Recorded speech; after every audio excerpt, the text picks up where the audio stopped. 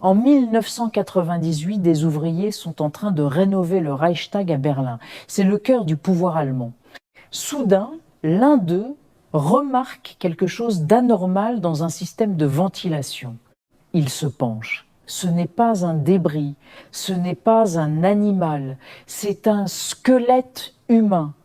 Il est là, tapi dans l'obscurité, enveloppé dans une couverture de survie, niché au cœur des murs de la démocratie.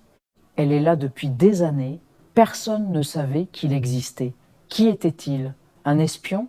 Un sans-abri? Ou un spectre qui a décidé de vivre à l'intérieur de l'histoire elle-même? Le Reichstag est un monstre de béton et de verre.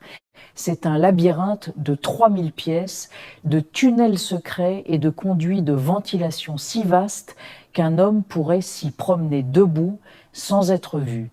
Imaginez la scène.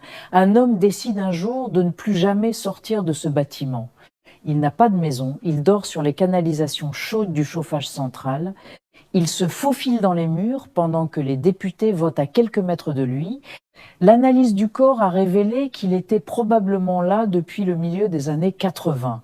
Il a survécu à la chute du mur, à la réunification allemande, caché au cœur même du pouvoir, comme une ombre vivante. La police a fait un inventaire macabre près des eaux. Ils ont trouvé une radio à transistor qui fonctionnait encore. Il écoutait les nouvelles du monde qu'il ne voyait plus. Ils ont trouvé des produits de luxe et des médicaments et surtout, ils ont retrouvé une photographie d'une femme. C'est le seul lien tangible avec son passé. Pourtant, malgré l'ADN et cette photo, personne n'a jamais pu l'identifier.